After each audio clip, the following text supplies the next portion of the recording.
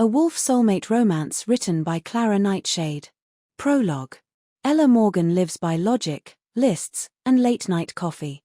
A practical woman with a scarred heart, the last thing she expects is to find a wounded Czech wolfdog bleeding in her alley or to bring it home. But Kael Thorne is no ordinary stray. He's a sentient werewolf from another dimension, bred for loyalty and war, and bound by a past he's desperate to forget. As Ella nurses him back to health, their bond deepens from wary trust to fierce connection, from companionship to something neither dares name. When Kael's past comes clawing back in the form of a cruel former master, corrupted magic, and a bond-threatening rival, Ella is thrust into the hidden world of Elarion, where loyalty is currency and love is a risk that could break everything. Bound by magic, divided by fate, and hunted by those who see their love as a violation, Ella and Kael must fight not only for survival, but for the right to choose each other. Chapter 1. The Wolf at My Door. The storm had the courtesy to wait until after my third cup of coffee before it decided to wage war on the city. I watched it from my 7th-floor apartment window, all glass and silence, as sheets of rain polished the skyline into a blurry watercolor. Thunder rumbled like a god clearing his throat. I sighed, pulled my cardigan tighter, and turned back to my spreadsheet. Column D was bleeding with red validation errors, which seemed to reflect my entire dating history with eerie accuracy. A crash echoed from somewhere below, sharp, metallic, and too deliberate to be thunder. I flinched. Probably the wind knocking over another trash can, or a ghost. At this point, either felt equally likely. Then came the howl, not the kind you hear in horror films. This was raw and guttural, not theatrical. It was pain, fear, the kind of sound that hits something ancient inside you. I was already halfway out the door, cardigan barely on, rain boots squelching, before my brain caught up to my body. Stupid, I uttered, jabbing the elevator button. This is how people die in horror movies. They hear something creepy and go investigate. Alone, at night, in pajamas. Still, I stepped into the lobby. It took exactly 45 seconds to find him, or rather it. A massive shape huddled beneath the alley dumpster, soaked, trembling, and bleeding from what looked like a gash along its flank. At first I thought it was a wolf, but wolves didn't get this big, nor did they usually wear a rusted iron collar. My heart did a strange flip. "Hey there," I said softly, crouching despite the rain. "Easy, big guy." He didn't growl. He didn't bare teeth. He just looked at me. Amber eyes met mine, intelligent, unflinching, and terrifyingly human. I should have backed away. I should have called animal control or animal services or someone who didn't have a 9-to-5 job and unresolved childhood trauma about abandonment. Instead, I whispered, okay, I've got you. Back in my apartment, the wolfdog. I reasoned Lake Earled on a beach towel I hadn't used since college. I dried him as best I could, which was to say not very well. He let me touch him, tend to his wound. It looked old, partially cauterized, but it was weeping a silvery sheen that definitely wasn't blood. When I touched it, his whole body shuddered, not from pain, but something deeper. He didn't bite, not once. That was the first clue. The second, he looked at my reflection in the TV when I left the room. "You need a name," I said later that night, feeding him scraps of grilled chicken while Netflix played in the background. "I can't just keep calling you Beast." He didn't seem impressed with Fluffy. "Kael," I tried, plucking it from a fantasy book I'd read in college. "You look like a kale." He paused mid-chew. I blinked. "Kael it is," I murmured. By morning, Kael had learned how to open the fridge. Not paw at it and hope it bounces open. No, he gripped the handle with his teeth, swung the door open with one paw, and sat expectantly before the deli drawer like a creature born to demand brie. I stared at him, toast midair. "You are not a dog." He thumped his tail once, very deliberately. I considered Googling "can wolfdogs do taxes?" then decided I wasn't emotionally ready for the answer.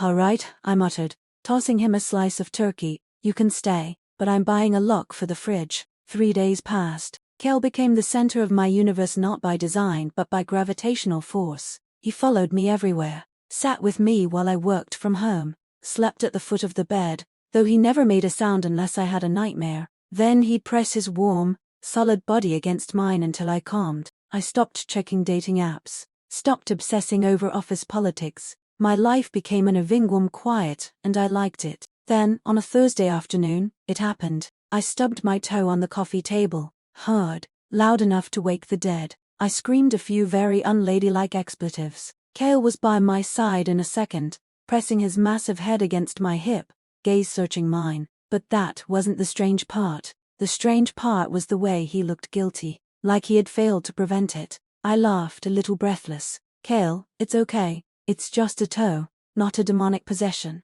His ears twitched. I leaned in. You understood that, didn't you? He didn't react. I let it go. But later that night, as I brushed my teeth, I glanced toward the living room and saw him watching my reflection again. I'd never had a roommate who watched me like I was a riddle. Certainly never one with 4 legs, fangs, and a gaze that said, I see you more than you want me to. Kael never barked. He didn't beg or whine, but every night as I moved through the rhythm of my life, brushing teeth, turning off lights, fluffing the throw pillows I never actually used, he followed, not like a pet, like a sentinel, and sometimes like something else entirely. The illusion of normalcy began to unravel during a video call with my mother. I didn't know you finally got a dog, she said, squinting through her glasses at the blur that was Kael in the background. Looks part wolf. Bit much for a studio apartment, don't you think? I shrugged. He's quiet, surprisingly polite. My mother narrowed her eyes. He looks at you like he's planning a wedding. I choked on my coffee. Just saying. She smirked. Be careful. That one's either your soulmate or your stalker. I made a note to uninstall FaceTime. That night, I decided to test a theory. Kael, I said as I set a bowl of water down. Sit. He sat. Okay, I muttered. Could have been a fluke. I walked across the room. Come. He came. I opened the fridge, pulled out leftover pasta, and turned my back to him as I pretended to eat. Lay down. There was silence. Then the soft whump of his body hitting the floor. I turned around slowly. Kael's head was tilted, eyes calm and unreadable. My chest tightened. You're not just smart. You're trained. That was the 3rd clue. The 4th came after dinner. I just finished rinsing the dishes when I stubbed my toe again. Same cursed table leg. Same expletive. Same pain.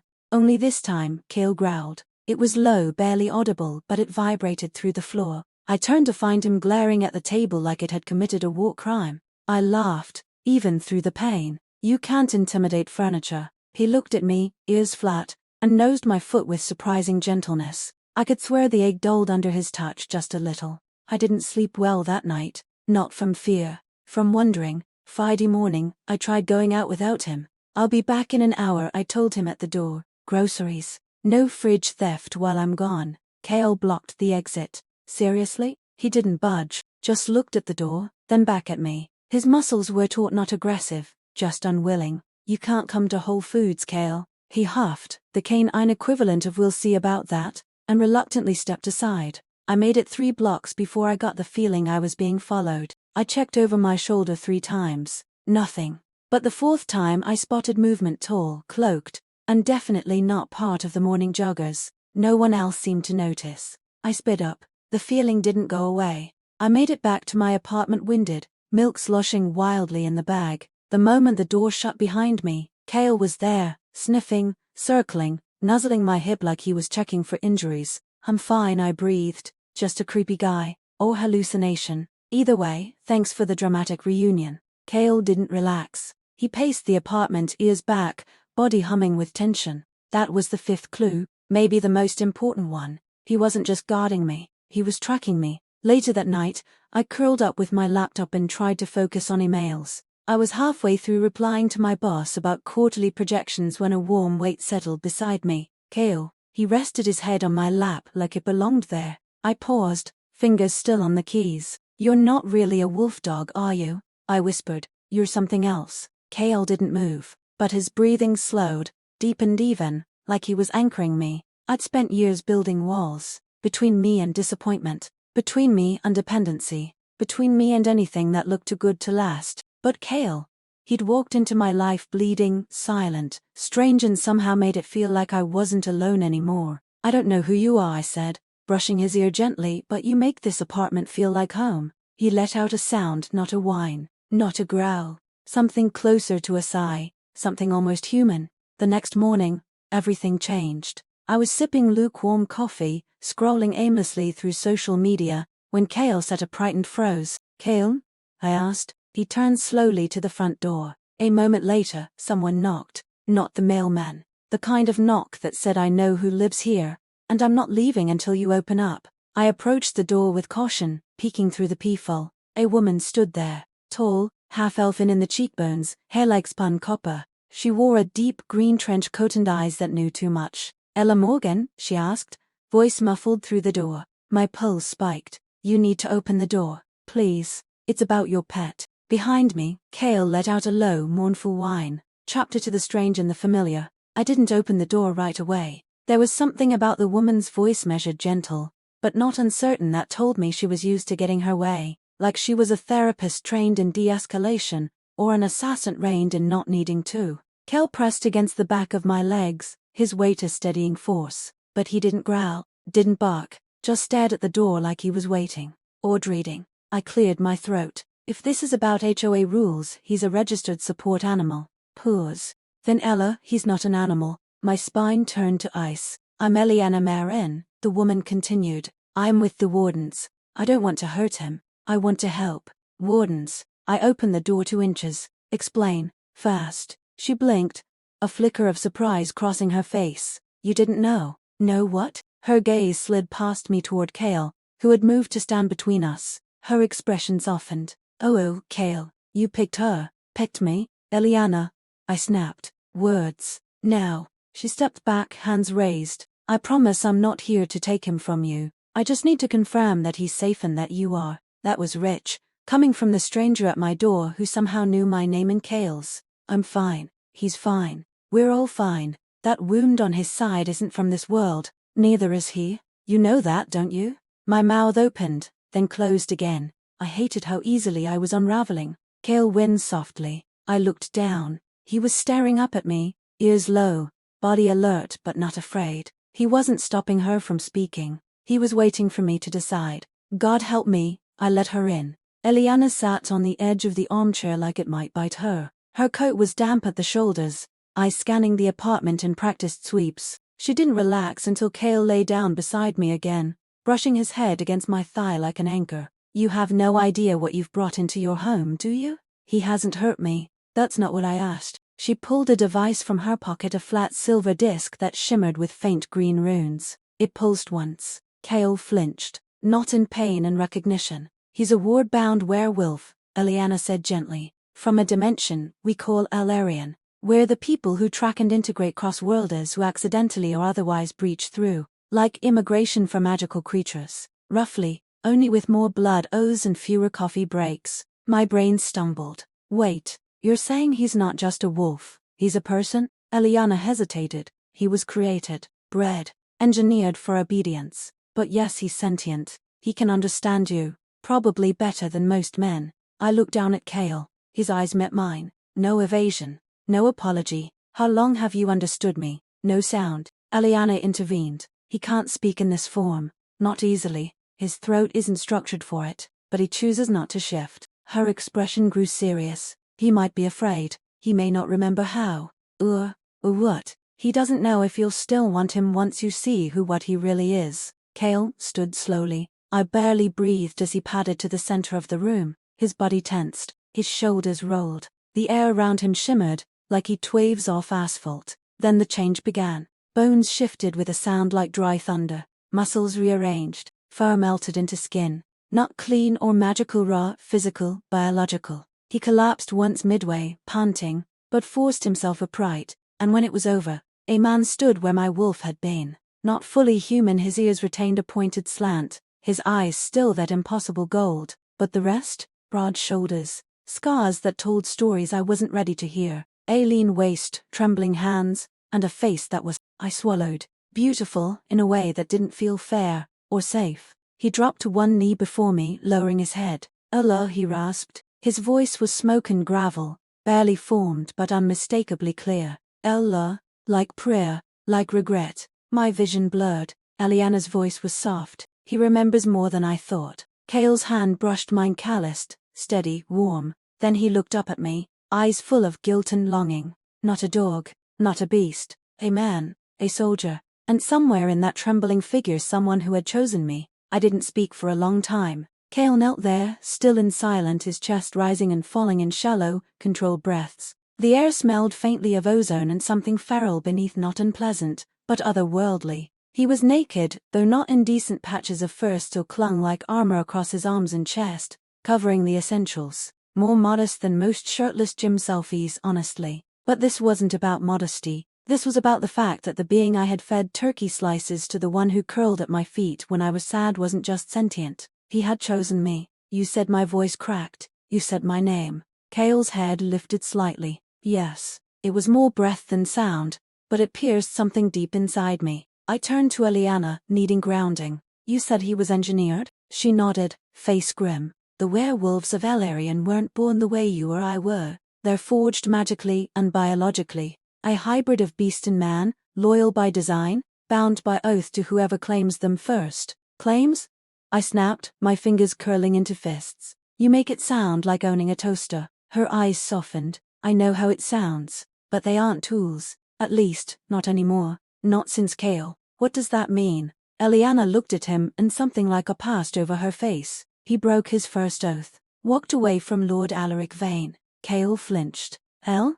His voice was rough with effort. Safe here? I turned back to him, kneeling instinctively so our eyes met. I'm safe. I promise. He nodded once, a little too slowly, like processing each word as a precious thing. He understands me. Eliana nodded, and he always did. 1,000 memories flipped through my mind every moment I'd vented aloud, every confession muttered while cooking, every tear I thought I shed in silence. He'd heard me, every single time. I reached out, hesitantly, and touched his cheek. Warm, rough, real. He leaned into the contact with a quiet sound that broke my heart wide open. I talked to you like you were a person, I whispered, because deep down, I think I already knew. Kael rested on the couch after shifting back, wrapped in a blanket that used to be mine and now definitely smelled like him. He looked exhausted, not just physically but emotionally. His body knew how to be a man, but you could tell his soul was still catching up. Eliana sat across from me, sipping tea and tapping something on a holographic tablet. Don't ask where she pulled it from. The woman had dimensions in that coat. I've sent an update to the wardens, she said. We'll log him as temporarily bonded and self-directed, under your care. Is that like foster parenting but from magical wolves? More like a protection status. You're his anchor now. I didn't know how to feel about that. I stared into my mug. What happens if he wants to leave? Then he can, but only if he wants to. I looked over at Kael. He was watching me again quietly, openly, with a look I couldn't name. It wasn't just loyalty. It was something deeper, possessive, familiar, like I was already his, and he was just waiting for me to realize it. Later, after Eliana left, I sat beside him on the couch. Kael hadn't spoken again. He seemed content, or maybe scared, to stay in his canine form for now, head on my lap, tail twitching whenever I shifted. I stroked his fur in slow, steady movements. You knew you weren't supposed to bond, didn't you? He exhaled, a soft huff against my knee. But you stayed. A small sound rumbled from his chest. Affirmation. Why? A long pause. Then, in a voice as fragile as paper warm, that one word shattered something inside me. Not because it was literal, but because I knew what he meant. Safety, comfort, the illusion of harm. I brushed a hand through his fur. We'll figure this out. I don't know how or what that even means yet, but I'm not giving you back. His tail thumped once, then twice, and though neither of us said the word, we both felt it settle between us. Belonging. Chapter 3. He Who Watches. It started with a mug. More precisely, a mug I'd never seen before, matte black, oversized, with faint runes etched into the base. It sat beside the sink like it belonged, like it had always been there. Except I knew my dishware. I had an embarrassingly curated collection of sarcastic novelty mugs and floral mismatches from thrift stores. This one didn't match anything. I turned it over. The runes glowed faintly just for a second, then faded like steam. I blinked, nearly dropped it, and turned to Kael. He was lying near the sliding balcony door in his wolf form, eyes half-lidded, basking in the morning light. But at my movement, he opened one eye, alert, watching. You know anything about this?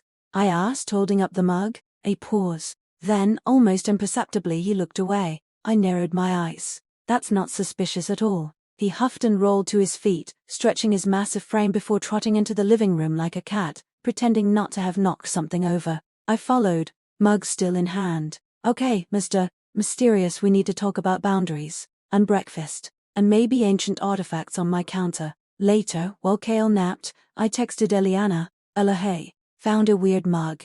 Magic looking. You dropped something last night? Eliana, not mine. Send photo. Image sent. Eliana, don't touch the runes. That's a trace marker. Passive, but precise. Someone is tracking residual magic. Kael? Eliana, likely. Or you. It's not mine, but it's warden grade, possibly corrupted. Ella, so someone knows he's here? Eliana, not someone. Probably Gareth. Ella, Gareth who? Eliana, Gareth Morva in. Ex-warden. Bitter, brilliant, and dangerously obsessed with the purity of magical bonds. Ella, that sounds exactly like the kind of man I don't want stalking my supernatural roommate. Eliana, don't panic, but don't go outside alone for a while. Don't panic, she says, as if that were an option.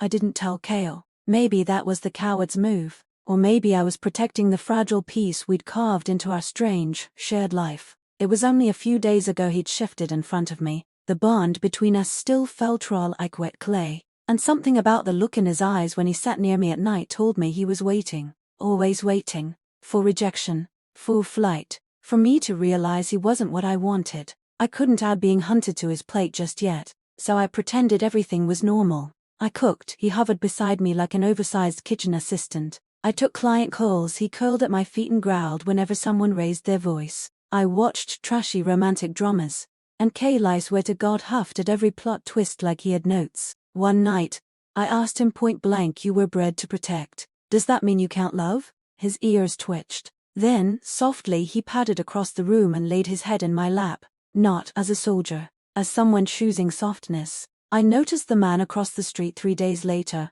tall hooded, standing in the shadow between two brownstones, too still to be casual. He never moved, never came closer, but every time I peered out the window he was there, watching. I didn't tell Kael, not right away. I didn't need to, because that night he stood on the balcony, hackles raised, body trembling with tension, the glass fogged beneath his breath. His eyes were locked on that alleyway like he could see through brick. He didn't bark, he stared, and when I laid my hand on his back to calm him, his skin was hot to the touch, fevered, pulsing with restrained rage. Eliana said Gareth might be tracking us, I whispered. Kael growled low, guttural, unlike anything I'd heard before, a warning and a promise. He turned then, brushed his snout against my chest, and looked up at me with eyes that burned gold. Mine, that's what they said. You are mine. The next morning, Kael followed me into the bathroom while I brushed my teeth. Now, don't get me wrong, I've known clingy pets before, but this was next level. He sat right outside the tub, ears flicking at every drip of the faucet, as locked on me like I might vanish mid-mintrance. It should have been unnerving. Instead, it felt grounding, like I was tethered to something primal, something that refused to let me be alone, even in the smallest ways. Okay, I muttered around my toothbrush, we need boundaries. Kael tilted his head. I mean it. No bathroom stalking. No fridge espionage. No. He bumped his head against my hip, nearly knocking the brush from my mouth. I gave him a look. You're lucky I have a soft spot for overly large, emotionally complicated men. His tail thumped once. That day I worked from home, as usual. Kael remained stationed by the window, posture tense, eyes tracking the alley like a security camera with PTSD. When the doorbell rang just after noon, he was already in motion before I stood up. I froze, phone halfway to my ear. 3 rapid knocks. Then a voice muffled but unmistakably male. Ella Morgan. Not Eliana. Not a delivery. My spine snapped straight. I'm from the building management team, the voice continued. We've had some complaints about animal noises. Just need to check your unit for unauthorized pets. Kael growled. Not performatively, not warningly. It was a sound pulled from a darker place. A promise. I tiptoed to the door, heart thudding. The peephole revealed a man in a maintenance vest that looked a little too crisp. His face was obscured by a baseball cap, and there was no ID badge. I texted Eliana with shaking fingers. Ella, man at door pretending to be building staff. Kael's reacting. Eliana stall. Do not let him in. I'm 5 minutes away. If it's Gareth, Kael can't engage directly unless provoked. Ella define provoked. Eliana physical threat. Touch. Magic. Anything predatory. I swallowed hard and stepped back. Kael was no longer at the door. He had disappeared down the hall. Seconds later, I heard the soft click of the sliding door to the fire escape. Oh no,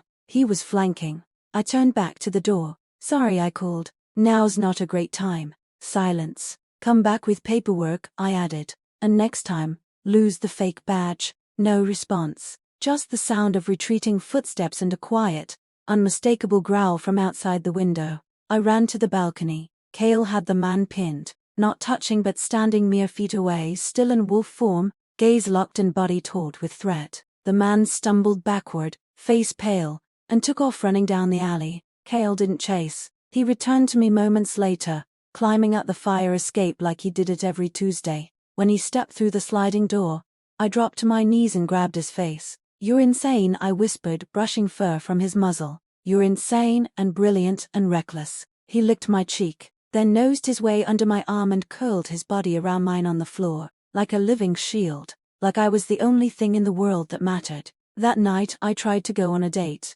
Tried being the operative word. His name was Evan. We'd matched weeks ago, back when I was still pretending I had a social life. He was nice, funny, handsome in the curated, clean-shaven way that made me wonder how much of him was real. He picked the restaurant, wore cologne that tried too hard, talked about crypto like it was a religion, and the entire time, I thought about Kael, how he never needed small talk, how he understood silence, how he would have hated this restaurant's dim lighting and overpriced salad. When Evan reached across the table and touched my hand, I smiled politely, then I felt it, a flash of heat, low primal, not from Evan, from somewhere watching. I turned toward the dark window behind us, and swore I saw gold eyes staring back. I didn't kiss Evan goodbye, I didn't explain, I just walked home through the cool night air, heart pounding with something that wasn't fear but wasn't quite comfort either. Kael was waiting on the balcony when I got back, still, silent, unshifting. His gaze flicked to my lips, then my neck, then my eyes, and for the first time since I'd found him, I asked the question I'd been avoiding. "Do you get jealous?" He didn't move. Then slow, deliberate, he padded over, brushed against my side, and pressed his forehead to mine. Not an answer, but not a denial either, just heat, breath, and the unmistakable gravity of a bond that had already claimed me long before I'd admitted I wanted to be his. Chapter for the man behind the beast. There's a moment right before something irrevocable happens, when the world goes quiet. It's not always dramatic. Sometimes it's the hush of a slow morning, the space between two heartbeats, the click of a lock you didn't realize was being turned. That morning it was Kael sitting in the living room, eyes fixed on the door, his body unnaturally still. I hadn't had my coffee yet, which felt rude, frankly, considering we were apparently hosting an impending disaster. "Eliana texted," I said, sipping from the slightly chipped Monday's offer Merlot mug. "She's coming over again. Something about updates." Kael didn't move. I took another sip. Is this going to be one of those situations where someone tries to reclaim you, and I have to punch a mage in the face? Still no reaction. I put down my mug. "Kael?" His ears twitched once. Then his head turned to me, slow, mechanical. Like something was moving through him rather than from him. I took a step closer. "Talk to me." His eyes flickered, the gold muted under a veil of smoke, and that's when the knock came. 3 sharp raps. Not Eliana's rhythm. Not the fake maintenance guy from last week. This was worse. I opened the door, and saw a man who looked like he had stepped out of a Gothic oil painting, all angular bones, ash blonde hair pulled into a clasp at his neck, and eyes like a winter storm that didn't ask permission to ruin everything. He smiled without warmth. "Ella Morgan." My blood went cold. "I am Lord Alaric Vane, and you have something that belongs to me." He didn't barge in. He didn't need to. The moment he said Kael's name, my hound,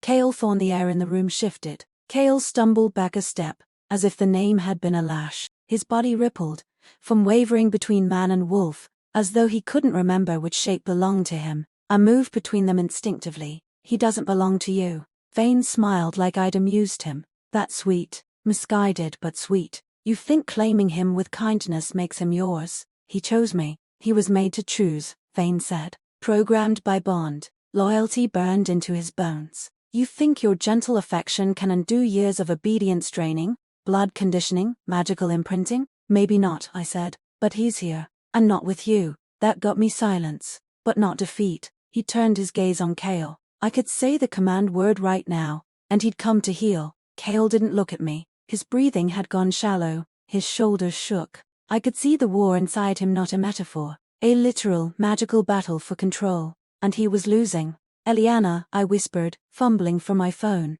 "Where the hell are you?" "Don't," Vane said smoothly. "There are things the wardens can't protect you from, like pacts signed in blood." I stepped closer to Kael. "Look at me." His head moved a fraction. Look at me, Kael. Gold eyes met mine, terrified, desperate, human. I'm not your owner, I whispered. I don't want that, but I am yours. If you still want me. He shuddered. His lips parted. Then a soft, strangled word, mine. Vane snarled. You dare. Kael moved. In a heartbeat, he was in front of me, back arched, body trembling with effort, shielding, not obeying. A growl tore through him, louder than anything I'd heard before, vibrating with fury and choice. He wasn't coming to heal. He was breaking the leash. The growl didn't stop. It was guttural and low and rising, like Kael had cracked open some primal vault inside himself, and let the storm bleed out. Vane flinched. I watched, breath frozen, as the man who'd claimed to own Kael took a deliberate step back. Interesting, Vane said coolly, recovering with a sneer. So the dog has teeth. Kael didn't attack. He didn't move from where he stood, body poised protectively in front of me like a wall of muscle and willpower forged from centuries of suffering. His eyes never left Vane. The air shimmered again, this time with heat. Not magical, not visible, emotional. I felt it in my skin. Kael had chosen me again. Not out of habit, not out of programming, but because in that moment, despite everything in his past, he had remembered what it meant to say no, to disobey, to want. I see, Vane murmured. You've overwritten the bond. No?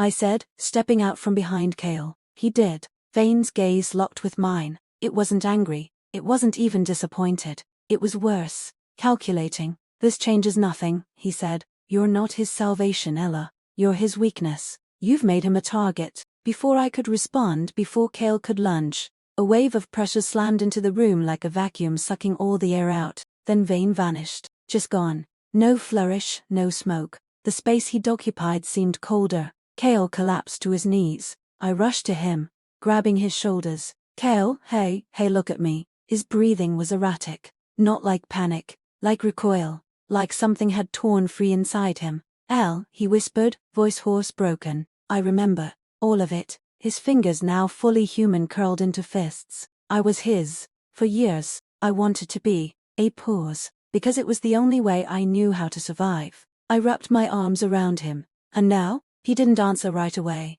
but his hands, trembling and unsure, slid around me, and held on like I was the last warm thing in the world. Eliana arrived 20 minutes later, cursing under her breath, and carrying what looked like a glowing orb in one hand and a sword in the other. I didn't ask. I just moved the coffee table. What the hell happened? She demanded. Lord Alaric Vane, I said flatly. He showed up. Claimed Kael. Tried to use a trigger phrase. Her face paled. Did it work? I looked at Kael. He shook his head. No, I said. It didn't. Eliana sat heavily on the armrest. That shouldn't be possible. Unless Kael willingly broke the oath.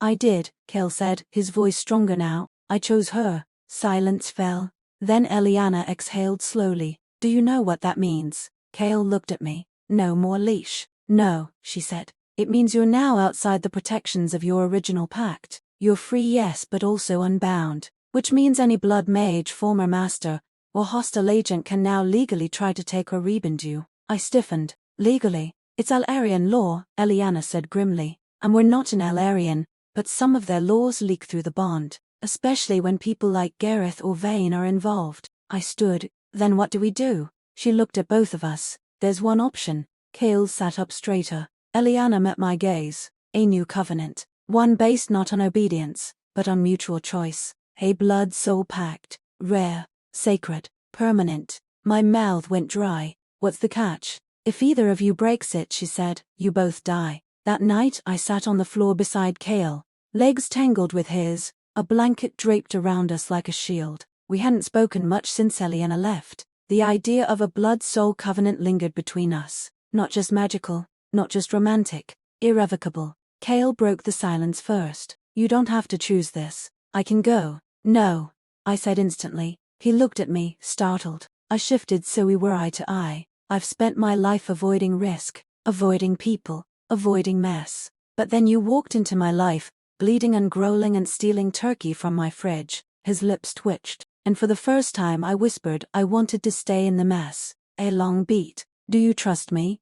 I asked. He didn't answer. Instead he leaned in, and kissed me. Not urgently, not hungrily, but with reverence. Like I was sacred, like I was already his, and always had been. Chapter 5 Love is a Covenant. We did it in the quiet of dawn. No ceremonial robes, no sacred chanting, just the soft hum of magic into trembling hands pressed together in my too small living room. Eliana drew the circle on the floor with salt and ash, her voice calm as she walked us through the rite. The apartment smelled like ancient sun-warmed iron. Kael stood beside me in his human form, wrapped in my old hoodie, jaw clenched but eyes steady. You both understand what this means, Eliana said. This is the blood-soul covenant. It can't be undone. It doesn't just bind magic, it binds intention. Heart to heart. If either of you violates the pact even emotionally, we die.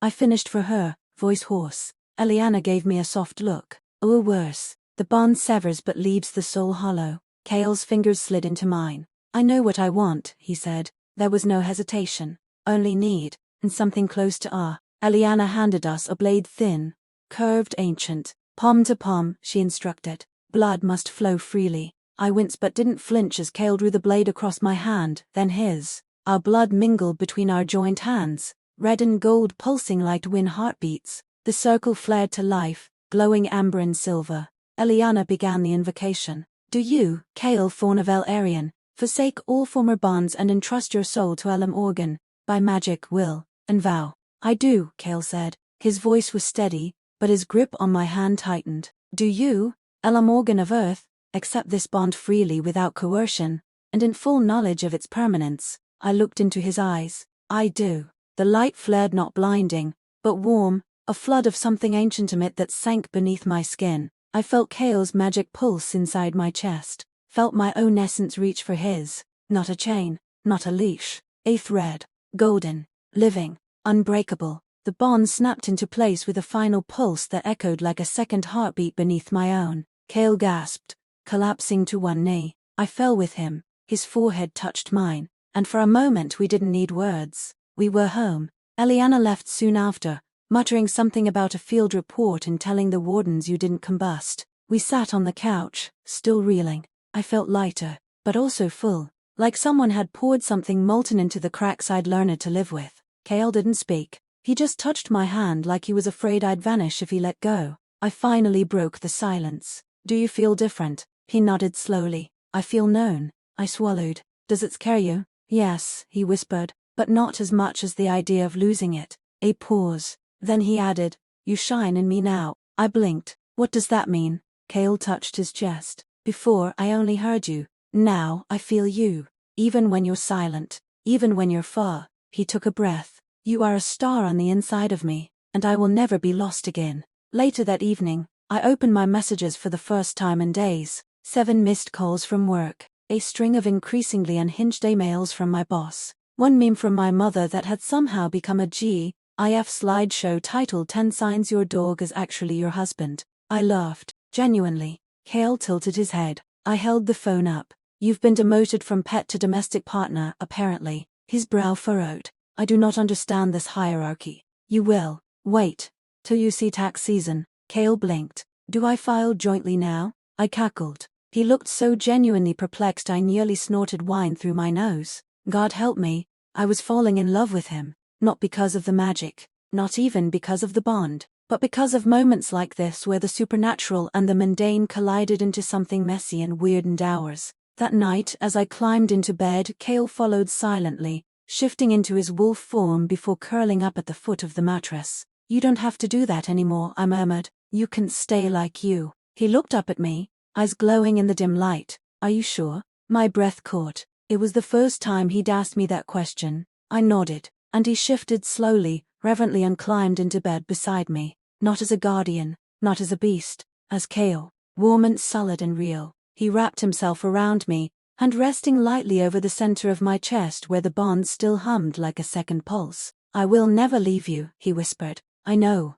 I said, and finally, I believed it. The next morning I woke up with Kael's arm draped over my waist and his breath warming the curve of my neck. He'd stayed human through the night. That shouldn't have meant anything, but it did. There was something profoundly intimate about sharing a bed with someone who could choose to be anything and chose to be themselves with you. When I shifted, he stirred. El, he murmured, voice thick with sleep. Still here. I live here, I said with a laugh, stretching beneath the covers. You're the stray, remember? He blinked, slow and drowsy. Not stray, claimed. There was no humor in his voice, only absolute certainty. My heart did something uncomfortably hopeful. We spent the day wrapped in normalcy. Or, well, our version of it. Kael made eggs, and by made, I mean he broke all the yolks and cooked them until they resembled rubbery pancakes. I ate them anyway. He looked so proud. I tried to rejoin my remote job Slack channel, only to find myself woefully uninterested in quarterly growth reports when my live-in werewolf mate had opinions on toaster settings. Kael said, frowning at the machine, this is not toast, it is warm bread. That's what toast is. No toast crunches. Then set it to 5. He eyed the toaster like it had betrayed him in a past life. I do not trust 5. The battle between man and kitchen appliance ended in a truce when the toast popped halfway to char. He devoured it with grim satisfaction. I couldn't stop smiling. Eliana dropped by late afternoon. She carried what looked like a leather-bound case, humming to herself. Still alive, she asked, one eyebrow raised. Thriving, I replied, letting her in. Kael appeared behind me, shirtless, hair slightly damp from a post-toast victory shower. Eliana stopped mid-step. I see we've reached the domestic stage, she said. Amused. Well, don't get too comfortable. The Covenant triggered a signal flare. I stiffened. What kind of flare? Eliana set the case on the table. Magical. The bond is like a beacon. Anyone with the right tracking arrays will have felt the pulse of it. Gareth, I said. She nodded. And possibly worse. Blood-soul bonds are rare in Elarion, especially between species. You've just painted a target on both your backs and the bond doesn't hide. It calls. Kael stepped closer to me, his presence immediately shielding. Then we fight. Eliana opened the case. Inside a set of forged human documents, new clothing for Kael, and a sleek band of silver, a ring etched with Elarion glyphs. This is an illusion charm, she explained. It'll mask your bond signature, blur magical tracking, and give Kael a reinforced human identity. Kael eyed it, like a collar. No, she said firmly, like armor. His jaw worked, but he took the ring without protest. As he slid it on, his appearance shimmered subtly, gold eyes dulled to hazel, faint scars blurred. The edge of his supernatural presence softened. He looked normal. My chest ached at the sight. Kael glanced at me, reading it immediately. You don't like it? No, I admit it. I mean, I get it. I do. But it's just not me. I nodded. He hesitated, then reached for my hand, placing it over his chest. This is still yours. The rest is only camouflage. Eliana gave us a moment, then cleared her throat. We'll need to make arrangements. The wardens want you both at the next convergence meet. The bond changes things. I frowned. Changes how? She said seriously, you're no longer just Kael's bondmate. She paused. You're now part of warden jurisdiction. That makes you a variable. Kael tensed. I crossed my arms. I'm not a weapon. And I'm not a pawn. Eliana actually smiled at that.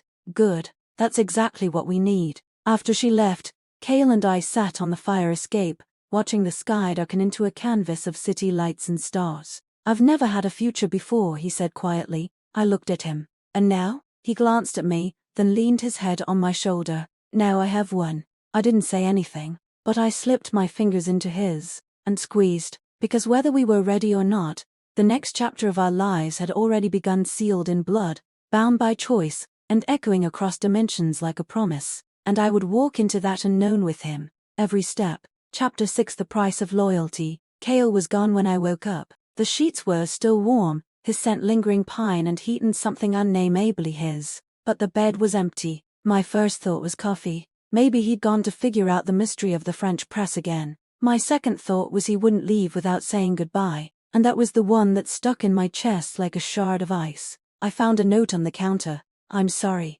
Protect the bond. K. Not a word more. My breath hitched. No. The ring Eliana had given him was still there, lying beside the sink like an abandoned promise. And with it, a thin gold strand glowing faintly, pulsing with energy. Our bond thread. Fraying. I didn't even change out of my pajamas before dialing Eliana. She answered on the first ring. I know. What do you mean you know? I got the alert 10 minutes ago. The bond is weakening. He's suppressing it. Why would he do that? Because, she said grimly, he went back to Elarion. It didn't make sense. We had just formed the Covenant. We were safe, happy, figuring it out, day by day. And now he was gone.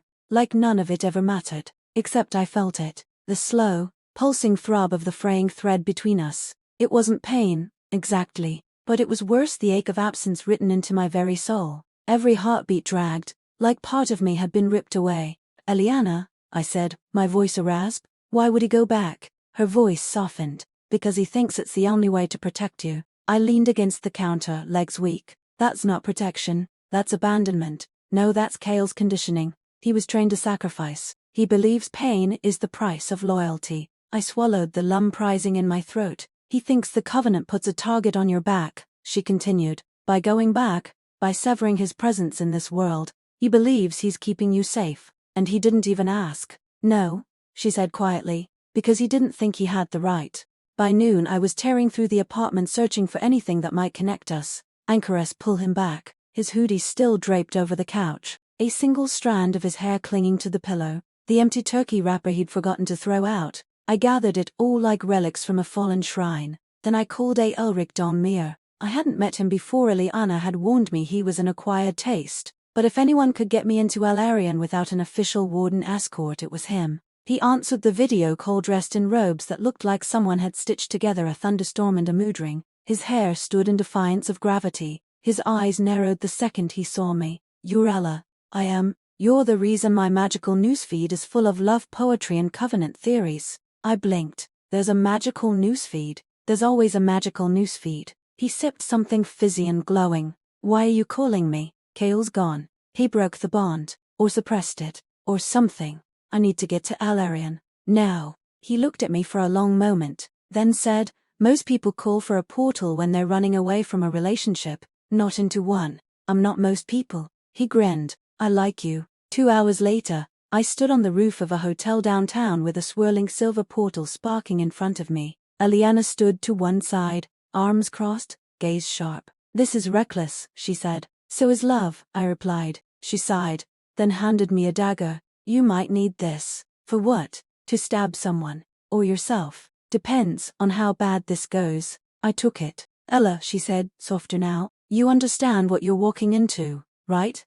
Kael's back in Elarion. Possibly under Vane's control again. Possibly worse. He may not remember you. I'll remind him. And if he's ordered to kill you? I looked at her, and I didn't blink. Then he'll have to remember before he can try. I stepped through the portal. The world flipped inside out. And when I landed on the other side, gasping and trembling, I saw it. Elarion. A sky painted in colors Earth had never invented. Forests that shimmered with ancient breath. Cities built into mountains, their lights glowing like constellations. And in the distance black towers surrounded by silver banners. The house of Vane. Kael was there, and I was coming for him. The air in Elarion tasted like thunder. I stumbled slightly as the portal sealed behind me, the static kiss of magic lingering along my skin. The ground beneath my feet was firm, smooth stone etched with ancient sidles, but everything around me shimmered with unfamiliarity. Trees pulsed with bioluminescence. The wind smelled like pine, lavender, and something metallic beneath.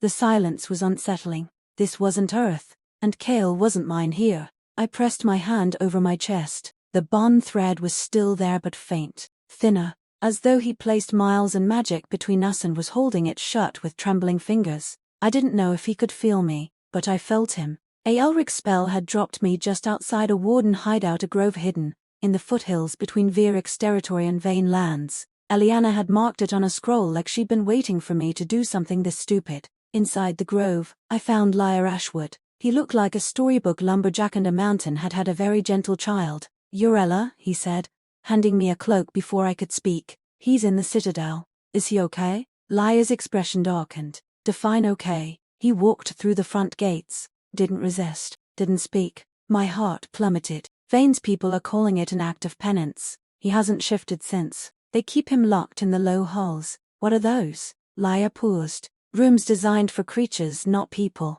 Cages without bars. I swallowed hard. Take me there. The citadel of House Vane rose like obsidian carved into sharp angles, not a castle, but a wound in the land. The banners rippled with silver emblems, a coiled hound crowned in chains. Lyre lead me through the servant paths. Every step echoed with old magic and silence. We passed guards who didn't speak, portraits that watched without eyes. We stopped at a tall wooden door reinforced with steel rivets. My pulse thudded in my throat. He's in there, Lyre said, but I'll warn you, he may not recognize you. Vane has ways of suppressing memory. Oaths, name binding. Worse. I'll get through to him. Liar didn't argue. He opened the door. The room was dim, lit by a single hanging lantern that swayed with unseen wind. Chains hung unused on the walls, but they weren't necessary. Kael knelt in the center of the stone floor, shirtless, head bowed, hair hanging into his face. His wrists were bruised, but not bound. He looked like a statue left to erode, beautiful, broken, silent. Kael, I whispered. No reaction. I took a step forward. It's me. Nothing. Ella. I said louder, placing my palm over my chest where our bond still flickered. Your bondmate. Your home. His shoulders twitched. I stepped closer. You chose me. You broke Vane's hold once. You can do it again. Finally, he raised his head. His eyes met mine.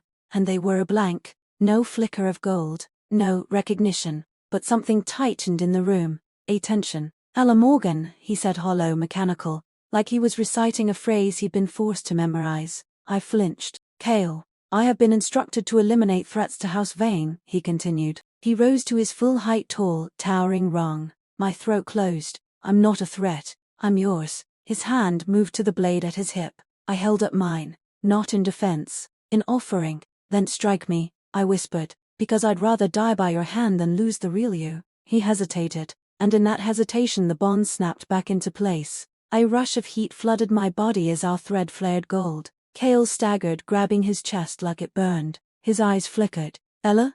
He croaked. Yes, I gasped, tears rising. He fell to his knees. His hands trembled. What have I done? I ran to him, wrapped myself around him, as he buried his face against my stomach, shaking. It wasn't you, I whispered. You're mine, remember? We don't abandon each other. He clung to me like he might vanish, and for the first time since I arrived in Elarion, I felt the thread hum strong again. Not broken. Ray forged. Chapter 7. Elarion's heartbeat. Kael slept for 13 hours. Not the restless kind of sleep he used to do back in my apartment, half alert with his ear twitching at every creak in the building. This was deep, dreamless, exhausted sleep, the kind people fall into when the war inside them finally quiets. I sat by his side the entire time, curled in the corner of the cell he'd been kept in. Someone had brought us a blanket. I suspected liar. The lantern above us swayed gently, casting shadows over the stone walls that felt more like a tomb than a room. I didn't mind. Not yet.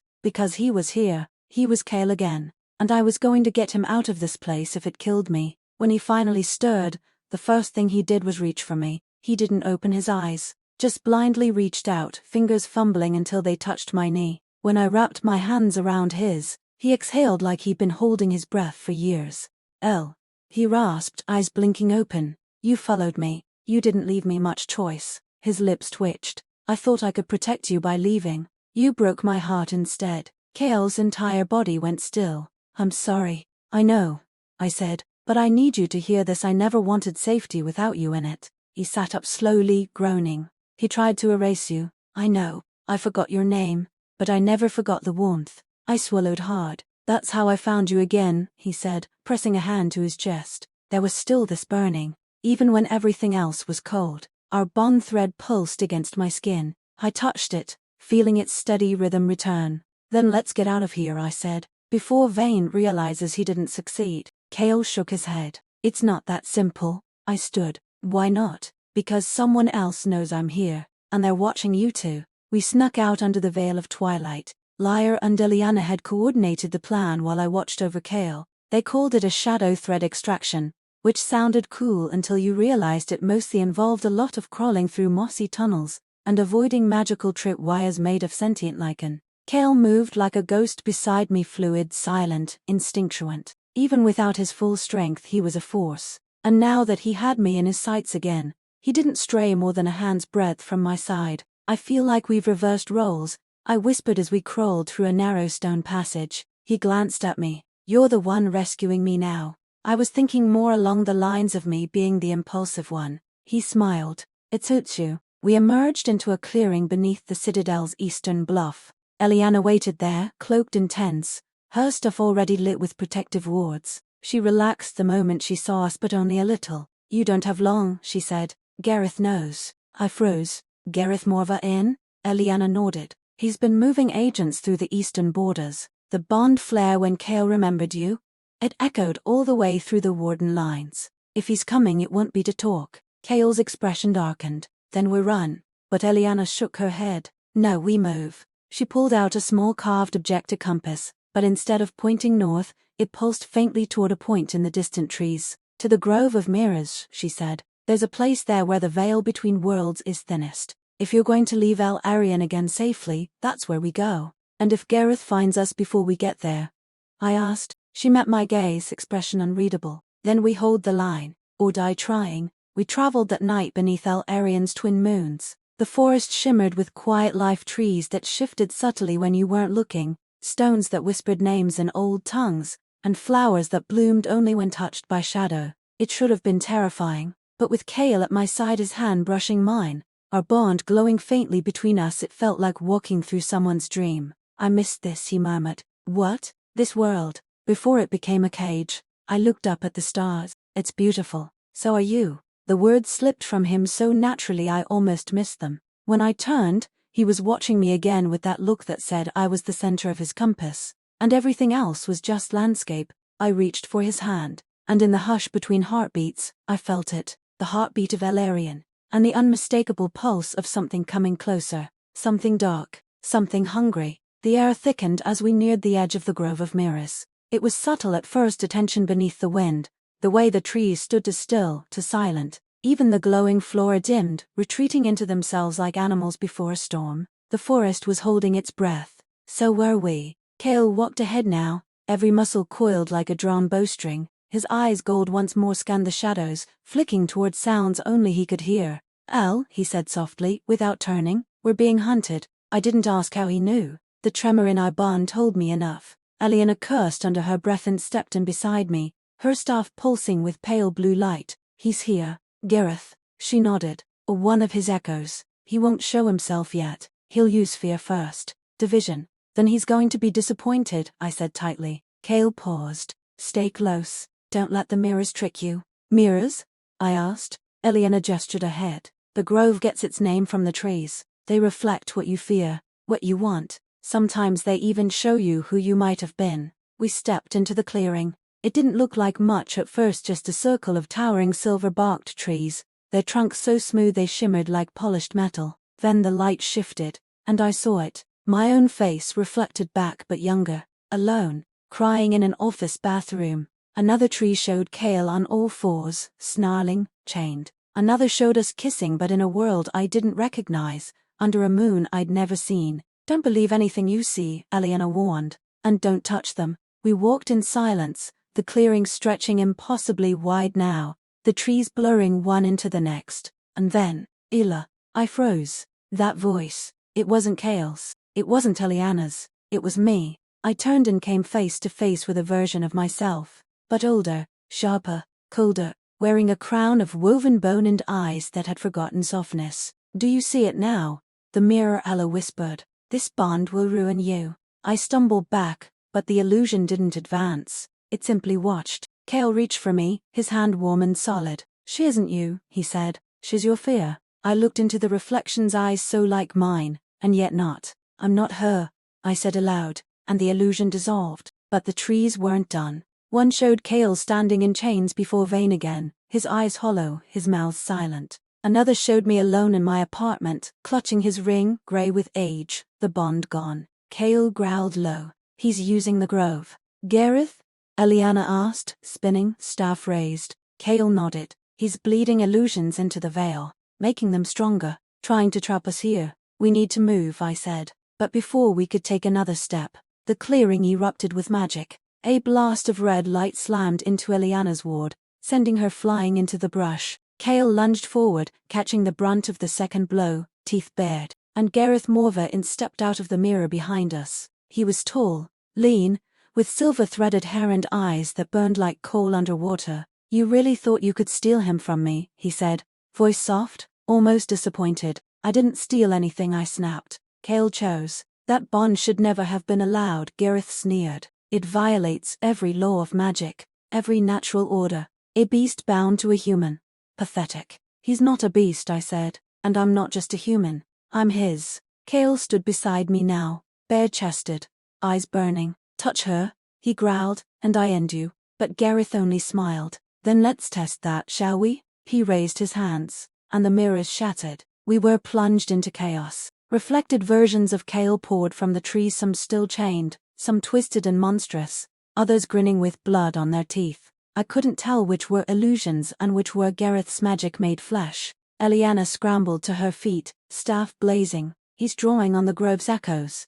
We need to disrupt the source. What's the source? I shouted. Kael turned to me and his eyes weren't gold anymore. They were glowing red. He staggered, growling, fighting something I couldn't see. He's trying to use me. No, I said, grabbing his face, forcing him to look at me. You are stronger than this. He shuddered. The bond between us sizzled, resisting the corruption, pushing against Gareth's influence. I pressed my forehead to his. Come back. He blinked, and in the next breath his eyes burned gold again. I'm here, he said. I'm yours. Eliana chanted something in a language I couldn't understand. The trees began to hum in response, the shattered reflections burning away like ash in wind. Gareth howled, not like a man, but like something ancient and wrong. This isn't over, he spat, before vanishing into a crack of light and shadow. Kael collapsed into my arms. We were safe, for now, but the grove had whispered something into my bones as we fled its heart. The bond may have saved you once, but it will demand more than love next time,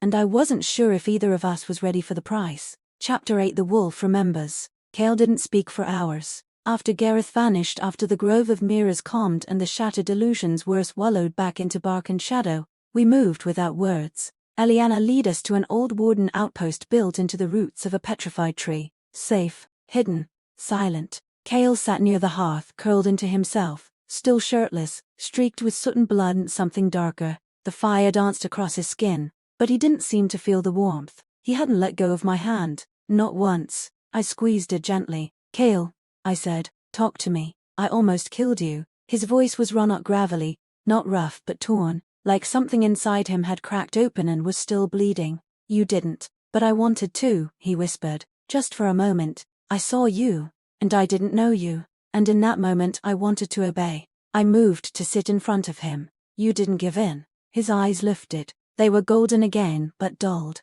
haunted. What if I do next time? Then I'll stop you, I said. He blinked. I leaned in. I'm not just your bond mate, Kael. I'm your tether, and you're mine. I don't need you perfect. I need you with me. He dropped his head into my lap like a felled tree, arms wrapped around my waist, and in the flicker of firelight I felt it, the pulse of the blood-soul covenant, stronger than ever, alive, forged not by trust alone but by the act of remembering who we were when everything else tried to rewrite us. Later that night, Kael finally spoke again. I saw things in the grove, he said softly, versions of me, ones who never broke free, ones who stayed with Vayne, ones who liked it. I brushed my fingers through his hair. Those aren't real. They're possible. I didn't argue. He needed truth more than comfort. You were created to obey, I said, but you've chosen to defy. I don't know who I am without someone to follow. You're mine, I said, but that doesn't mean I own you. It means I see you. He was quiet for a long time.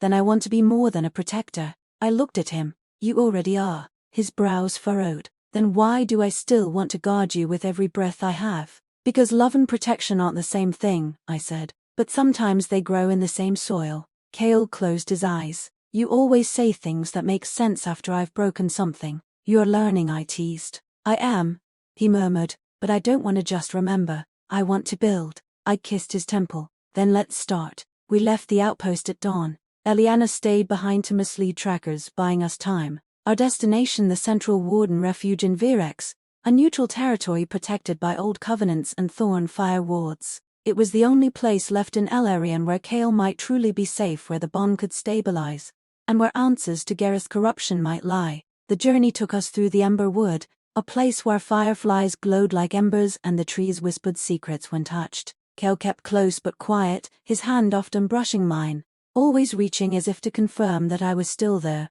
I dreamed of this place once, he said, when I was still Vayne's. What did you see? He looked around. Freedom. But it hurt. Hurt? He nodded. Freedom without belonging is pain. It's falling without a place to land. I squeezed his hand. Then, let's land somewhere, I said. And in that moment, I realized he wasn't just remembering his past. He was rewriting it. The Warden Refuge in Virex was unlike anything I'd imagined. Built into the side of a living mountain, it shimmered like quartz under starlight. The pathways were carved into glowing stone, and the walls pulsed faintly with stored magic, not ominous, but warm, like a heart beating under the surface of the world. The wardens called it hearth deep. It felt like stepping into someone's soul. As soon as we crossed the boundary wards, I felt the bond between Kael and me settle. The tension that had hummed like a taut violin string since we entered Elarion softened into something quieter, steady, grounded. Kael exhaled like he hadn't breathed since leaving Earth. We were greeted by a bare-folk sentinel towering, broad-shouldered with eyes like dark honey. He clapped Kael on the shoulder and murmured something in a language I didn't understand. Kael responded with a nod, and a word that sounded reverent. I looked up at him. "What did you say?" Kael turned to me. I told him, "You're the reason I remember my name." We were given a suite tucked into one of the upper caverns, a quiet space with high stone arches, woven rugs, and a balcony that overlooked a lake glowing with starlit algae. It was beautiful in a way that made my chest ache. Kael stood on the balcony long after we'd unpacked what little we had. I wrapped my arms around him from behind. "You've been quiet." He nodded. "I've been listening." "To what?" He turned, his gaze solemn. The bond. There was something different about him now. Not withdrawn, not haunted, but centered, like some piece of himself had finally slid into place. "The grove didn't just show me illusions," he said. "It showed me choices I could have made, lives I could have lived, and what I saw most clearly was the version of me that never met you." He touched my cheek. That version was still strong, still deadly, still free, but he was empty. My throat tightened. "And the version that stood beside you," Kael continued, "wasn't just a wolf, or a soldier. He was home." I leaned into his touch. "You are home," I whispered. He didn't speak. He just kissed me slow and deep and quiet, like he was memorizing every breath between us. The next day we met with the Warden Council. 6 representatives, each from different species. Elves, merfolk, lizardkin, dryad. Their eyes flicked between me and Kael like they weren't sure whether to thank me or interrogate me. Eliana stood at our side, arms crossed. "She crossed into Elarion alone," she said flatly. "Faced Gareth, survived the grove, reinforced a shattered blood-soul bond, and brought back the only werewolf who ever defied Vayne." The Lizard King Counselor tilted his head. "She's human." "I'm aware," I said. "And I'm also not leaving without Kael." That got their attention. Kael stepped forward. "If the council declares me a threat, I will submit. But know this, my loyalty is no longer forged in obedience. It's chosen, and I have chosen her." The room fell silent. Then the dryad, whose skin glowed with moss and moonlight, smiled faintly. "Perhaps it is time," she said. "We let the world change us, instead of the other way around." That night, Kael and I lay together on the balcony, watching the stars ripple in the lake below. "You know this won't be the end of it," I murmured. "Gareth's still out there." "I know. He'll come for us again." Kael turned toward me, eyes soft but steady. "Then we'll be ready." I traced the line of his jaw with my fingertip. "You're not the same wolf I brought home, you know." He smiled small, real. "No," he said, "but I'm still yours." I laid my head on his chest, and as the night deepened, and our bond hummed between us like a lullaby, I thought, we may not be safe, but we're together. And that, for now, was everything. Chapter 9. Across Worlds and Wolves. 3 days passed in a strange kind of peace. Kael and I stayed in Hearth Deep, adapting to its rhythms like we belonged there, though I wasn't sure we did. Not yet. The other wardens were curious, cautious, mostly polite. They'd seen bonds before, but not like ours. Not between a human and a former oath-bound protector who defied everything his world said he should be. Everywhere we went, we were watched. Whispers followed us in corridors and communal halls. "That's the one who broke the oath. She crossed dimensions for him. They survived the grove." I tried not to let it get to me, but I wasn't used to being seen not like that. Kael, for his part, was thriving in ways that terrified and awed me. He trained with Warden scouts in the sparring circles, his movements precise and devastating. He studied languages in the lower libraries, speaking softly with dryads and flame kinda like. And when he wasn't with me, he stood near the edge of the lake and stared into the stars reflected on the water. "Are you okay?" I asked one evening, curling up beside him on the balcony. "Yes," he said, voice low. "I think I'm starting to remember who I am without Vayne." "And who is that?" He looked at me and smiled. "Someone who chooses." That night, Gareth returned, not in person, but in the form of a message carved into the air of the Warden Common Hall in blacklight runes only Kael and I could see. "You can tame a wolf, Ella, but can you keep him?" Kael's breath caught. I reached for him instinctively. "It's not a threat," I said. "It's bait." He nodded slowly. "He wants me to doubt again." "Will you?" Kael's answer was a quiet, unwavering no. But Gareth wasn't the only threat. Rumors were spreading that Kael Virex, the first of the untamed werewolves, had crossed the borderlands, that he was tracking us, that he had once challenged Kael Thorn for dominance during their creation cycle. I don't understand, I said. You're both Kaeless? Not exactly, Eliana explained. You were told only parts of his origin. There were prototypes, trials. The original Kael Virex rejected his programming. He was too dangerous, too wild. So Vane made another. She looked at Kael. Made you? Kael's jaw tightened. I remember him now. He called me a copy, a leash. I touched his arm. You're not a copy. No, he said softly, but I think I was made to replace him. Later, when the stars were high and the lake shimmered like a mirror again, I felt something twist in the bond. A tug, a flicker, a warning. Kael felt it too. He sat bolt upright, eyes glowing. He's here, Virex. I whispered. Kael nodded. He's close. I can feel it. Eliana said the Warden scouts would intercept anyone crossing the Vale. Kael stood. They won't see him. He was made to hunt the impossible. I reached for his hand. I'm not letting him take you, I said. He looked at me, not with fear, with resolve. I don't think he wants to take me, Kael said. I think he wants to take you. We fortified the refuge that night, warding runes etched along every threshold. Eliana and Lyra took turns pacing the perimeter, their steps measured, their weapons never far. Magic shimmered faintly along the stone walls, not flashy, but old, subtle, protective. Kael paced like a caged storm, the faint gold pulse of our bond flickering against his collarbone. I stood at the center of our chamber, heart pounding. If Virex wants me, it's because he thinks he's taking something from you. Kael shook his head. He doesn't see people that way. He sees territory. Proof. If he defeats me, he proves he is the original, that I was just an echo.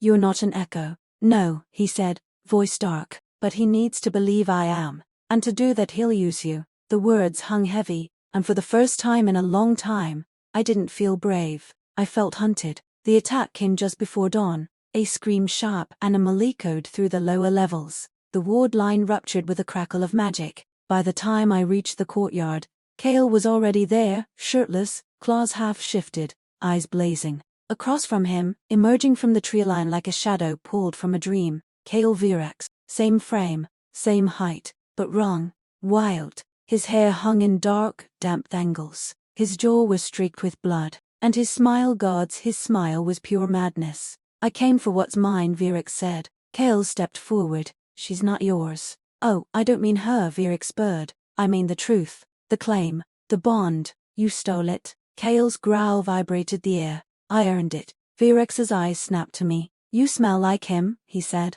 voice darkly amused. But I wonder, do you fear me? I met his gaze. No, but I pity you. He lunged. Kael intercepted in midair. The two collided like meteors, claws flashing, teeth bared, strength crashing against strength. They were matched in every way except one. Kael was fighting for me. I felt it in every swing of his arms, every protective block, every time he threw Virex away from where I stood. The bond between us blazed like wildfire and I reached for it, amplified it. Eliana, I screamed, the bond.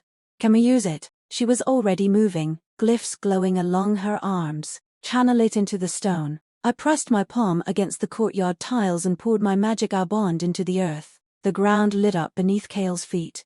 Golden sidles roared to life around him, empowering him with every truth we'd built. Choice, loyalty, love. Kael roared and something ancient exploded out of him. Virex staggered back, snarling, shielding his face. Kael advanced, not to kill but to defy. You were made from rage, Kael said. I was made from obedience. But she made me more. He turned to me. I know who I am. And with that he drove Virex into the stone. When the dust cleared, Virex lay unconscious, chained in glyph light, breath shallow. The wardens moved in. Eliana stood over him, expression grim. We'll bind him, strip the corruption, see what's left. Kael turned to me, chest heaving. I stepped forward, touched his cheek. You didn't kill him. He leaned into my palm. He doesn't define me. No. I whispered. You do. That night Kael and I stood on the balcony, the air cool and clean, stars bright above hearth deep. Was he right? I asked. About any of it? Kael shook his head. He was the beginning, but you're the turning point. And what are you? He looked at me, fierce and soft all at once. I'm the choice that followed, and when he kissed me there was no hesitation. only certainty, only us. Chapter 10. Home is a choice. It was raining when we returned to Earth. Not dramatic movie rain, but the quiet kind, soft, misting, like the world itself was exhaling. Kael stood beside me in the middle of the portal chamber, barefoot, hair damp, wearing jeans and a borrowed jacket that didn't quite fit across the shoulders. He still looked out of place, not because of the setting, the city skyline glowing beyond the windows, the buzz of traffic far below, but because he had changed. He wasn't the silent wolf I'd found bleeding in an alley. He wasn't the man who had knelt before me and called me his bond. He was both, and more, something new. Someone who had broken chains and chosen love, not because he had to but because he wanted to. And I was still standing beside him. "Smells like wet concrete," he said, sniffing. "Welcome home." He looked at me. "Is it?" I slipped my fingers into his. "That depends," I said. "Is this where you want to be?" Kael didn't hesitate. "Where you are?" Yes. Re-entry into normal life was, predictably, a mess. Kael's forged human identity came complete with documents, a background in forestry. Why do I have a chainsaw license? And a job offer from a wildlife rescue center Eliana had apparently charmed into existence. My apartment was still standing, if a little dusty. The turkey drawer was empty. The Wi-Fi was strong, and our toothbrushes were now officially sharing a holder. That night, Kael stood in the middle of the living room and stared at the ceiling for 10 straight minutes. "Do you want to shift?" I asked gently. He shook his head. "No, I want to remember what it feels like to be human here. With you." I walked over, slid my arms around his waist. "I think you're allowed to be both." He lowered his forehead to mine. "I don't know what I'm doing," he admitted. "Neither do I." We stood like that for a long time in the quiet, in the chaos, surrounded by furniture that didn't match and a life we were still figuring out. But it was ours. A week later, Kael accompanied me to the Warden Earthside Gala. Yes, that was a sentence I never thought I'd say. It was held in a warehouse disguised as an art gallery, all ambient lighting, cocktail trays, and glamour illusions to hide the fact that half the attendees had gills, glowing tattoos, or feathered horns. Kael wore a suit. Let me say that again, Kael wore a suit. It took 3 people and a minor tailoring miracle. But when he walked into the room, every other supernatural creature turned to look. He was tall, sharp, steady, but his eyes only ever searched for me. "You're staring," I teased when he reached me by the rune bar. "You're glowing," he replied, dead serious. I blushed. "That's probably the glamour shimmer." "No," he said. "That's you." At the peak of the night, someone asked the question. A dryad woman, tipsy and curious, leaned over and asked me, "So how did a regular human like you end up with him?" Kael tensed, but I smiled. "I adopted him," I said. She blinked. "Excuse me." He was hurt. "I thought he was a wolfdog." "Took him home, fed him turkey, told him about my breakup and my work stress like he was a therapist on 4 legs." Her mouth fell open slightly. I grinned. "Then he turned into a man, saved my life, pledged himself to me, dragged me into another world, and now we share an apartment and a fridge." Kael's expression was somewhere between mortified and moved. The dryad laughed. "Gods, I want that kind of romance." Kael leaned close to me, whispering against my ear. "You make it sound ridiculous." It was ridiculous, but it was real. I turned to him, brushing his hair behind one pointed ear. "And it still is." Later, after we returned home and he'd stripped out of the suit with visible relief, Kael stood at the foot of the bed and looked at me like I was still the moon he orbited. "I was afraid I'd never feel this," he said. "This quiet, this ease." I stepped closer, touching his chest, right over the thrum of our bond. "That's what home is," I said. "It doesn't demand, it receives." He tilted his head. "Then I think I've finally found it." We spent the next morning wrapped in something that felt sacred. It wasn't magic, not the kind that glowed or sparked or bent the air, but something deeper, softer, the kind that happened when you woke up beside someone and didn't need to speak, when you brewed coffee for 2 without asking, when a glance across the room said "I'm here" more clearly than any words ever could. Kael made breakfast. Sort of. He burned the eggs again. "Still too hot," he muttered, poking the skillet like it had insulted his bloodline. I took over with a smile. "You're improving. Only 3 casualties this time." He leaned on the counter, arms crossed, gaze warm. "You're not leaving." "Should I?" No, I served him eggs that didn't resemble punishment and sat across from him at our tiny table, the bond between us humming like a low ember. We were quiet, but it was a full kind of quiet, the kind that meant we didn't have to run anymore. That afternoon, we took a walk. It was something normal, ordinary, the kind of thing couples did on weekends. with their hands twined in jackets borrowed and leaves crunching beneath their feet. Kael shifted halfway through, not into a wolf, but into a hybrid form he rarely used, taller, stronger, golden-eyed but still human enough not to draw too many stares. Children in the park stared. One of them ran up and asked, "Are you a superhero?" Kael blinked. I grinned. "He's better." The child tilted his head. "What's better than a superhero?" Kael crouched to the boy's eye level, then whispered, "I'm a protector." The boy beamed. "Cool." Back home, we curled up on the couch, limbs tangled, a soft blanket thrown over both of us like a banner of peace. The evening light filtered through the window in golden rays, and Kael rested his head in my lap, sighing like he hadn't known what exhale really meant until now. "I used to think love was pain," he said. I carded my fingers through his hair. "And now," he looked up at me, "now I know it's choice. Every day, every moment, I choose you." I bent and kissed him. "And I choose you back." The bond pulsed between us, alive, balanced. Hours much later, after dishes were done, and shadows fell long over our quiet apartment, we lay in bed, his arms around me, my cheek pressed to his chest. "Do you regret it?" I asked. He hummed. "What?" "Crossing into my world. Giving up the life you knew." He was silent for a moment, then "No, because I found something better." I smiled into his skin. "Turkey?" He chuckled. "You." I reached for his hand under the blanket, interlaced our fingers. "You know," I said, "if someone had told me a year ago I'd fall in love with a werewolf from another dimension, I'd have laughed. And now?" I kissed his knuckles. "Now I know sometimes the best kind of love isn't what you expect, it's what you choose. Even when the worlds don't make it easy." Kael pressed his forehead to mine. "I will choose you every time, El. And I'll keep choosing you," I whispered. "Even when it's hard, even when you're stubborn, even when the fridge is empty." He grinned. "Always, always." Outside, the city moved on, unaware of the bond that had defied worlds, of the protector who had found peace, and the woman who had finally allowed herself to believe in magic. Inside our tiny apartment, wrapped in love and half-washed laundry and the flicker of quiet joy, home wasn't just a place, it was us, together, chosen. Thank you for listening. If this story touched your heart, give it a like and subscribe for more beautiful tales. Tap the next thumbnail to continue your journey.